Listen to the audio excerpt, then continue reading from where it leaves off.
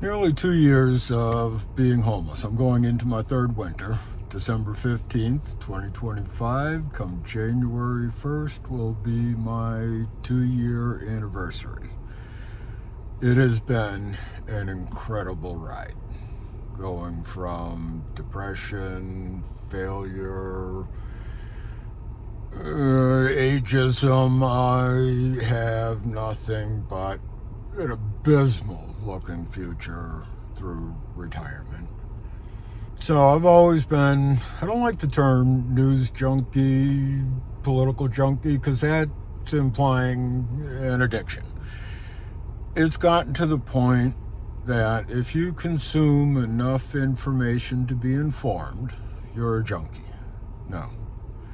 You need to consume information to be informed.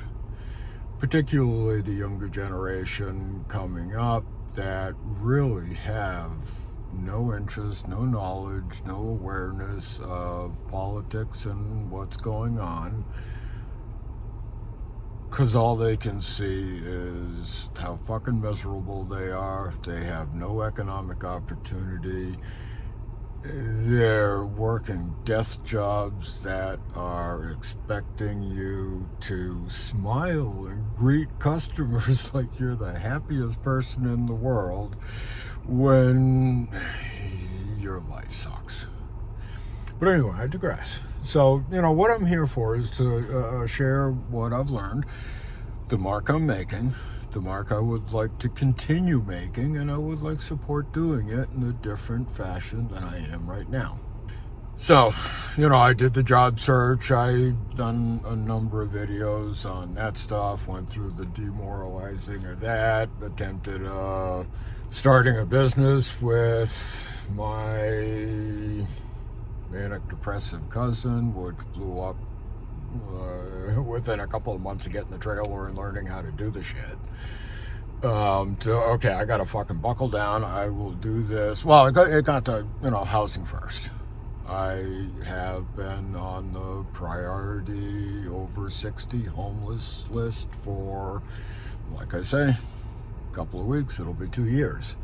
And I actually just got a notice from the Marblehead Housing Authority that they're upholding the decision that I am not eligible for housing. Because when I became homeless and went through the eviction with my landlord, it was messy. It's like, are you telling me? There's people out there that are homeless that it didn't get messy when they became homeless. But anyway, I will have a lot to talk about on that. I have a lot to cover. 65 years on this planet, watching it change and evolve, evolving and changing myself, and the evolution that's happened in my 2 years of being homeless. So starting with coming to terms, I'm not employable at 64, 65 years old. Even though I'm good at what I do, I have a work ethic and a dedication, and it's like, okay, well, housing first and then, get back on my feet. I had no idea it was going to be 2 years later. I just got 2 years older, 2 years more unemployable. And of course, how the fuck do you bootstrap yourselves when you tore your straps off and lost your boots long ago? So, I'm not done contributing while I'm on this planet. I have always been an optimist. I have always been half glass full. How's that expression go? Yeah. Ooh, there's my heat just came on. Let's turn that down. So, on a 28 degree day, it actually just started yesterday, my heater fan is on the glitch. Yesterday it went off and it's like, oh crap. And then about 20 minutes later, I'm driving around in 20 degree weather and snowstorms doing the Uber delivery thing, and I got no heater fan. It's just, it's trickling out as I'm moving around. And then I hit a bump and it came back on. It's like, ooh, but it's on its way out. So now I'm afraid to turn the truck off because then I lose my heat. Because even if I get too hot, once I turn it off for 10 minutes, I'm going to get chilly and want to turn it on. And then I risk turning the truck on and the fan doesn't come on. It's like, oh, crap, not when it's 28 degrees out. So anyway, half glass full kind of guy. In fact, as far as I'm concerned, a full glass is just lacking space for new opportunity. So I settle into doing this Uber thing, and it is incredibly demoralizing, demeaning, for a semi-privileged white boy. Just the fact that I have white skin, I'm aware that I'm privileged and had advantages. I grew up middle class just as wage stagnation and the depletion of middle class was happening. I am in the boomer generation, in the latter half of the boomer generation. I've always felt more connected, more like the generation after me, and now that's kind of come to fruition, because the latter half of the boomers, half of them didn't do so well. I don't know if it's half, more than half, less than half. I'm certainly one of them, where I played the game hard. I took risks. I was nearly successful a couple of times, nearly really successful a couple of times. So I kind of look at it as like a game of Monopoly. We played hard. There was crying and temper tantrums, and you got through it, and by the luck of a draw, one became the Baron with all the money, and someone else, one at a time, the rest of the players became poverty-stricken and out of the game. And every now and then the robber barons would give pittance to keep you in the game, but eventually you just folded up the game and you became friends again and on equal footing, and you'd still play the game again because, I don't know why. It was hours and hours, and like I say, numerous tantrums and angry outbursts and upset people, and some true colors being shown at a very young age. I would get, as I'm out doing the dashing, I was kind of jamming, trying to do it as quick and efficiently as I could.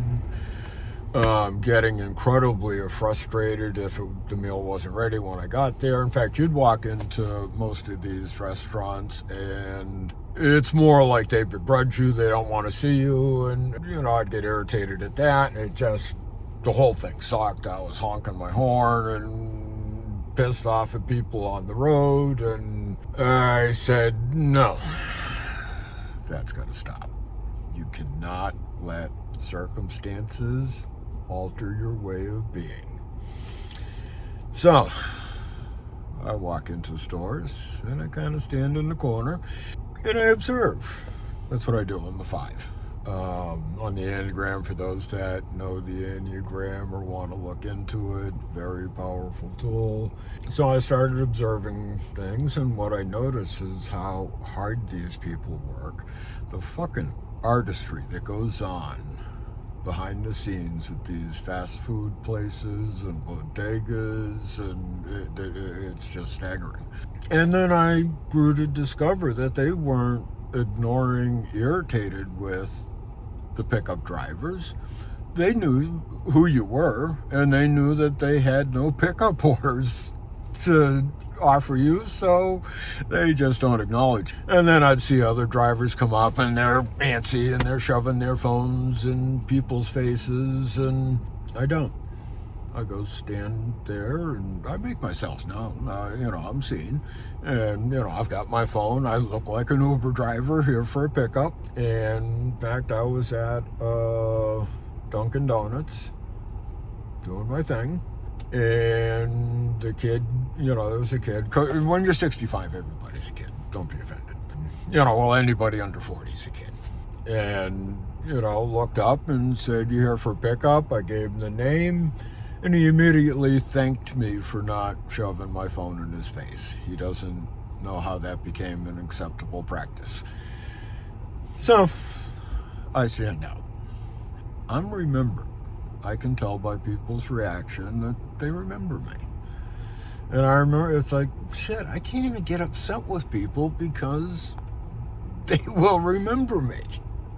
Never mind the fact that, through my training, I think it was around the S training, was that if you went somewhere, you left it better, you left it cleaner than when you got there. And that's attitude as well. And I am fully aware of the toxic positivity, which is shameful. Connect with people, even if it's just a small eye contact, because I'm pretty sure one of the things that distinguishes me is my eyes match the smile. I'm not just blowing smoke up their skirt. If I use old expressions that offend you, I'm sorry. And you're free to point them out. It's how I've lived my life and altered my way of being throughout. Enjoy your day. Spread the joy. You run into me, give me a joy to the world, and we'll go from there.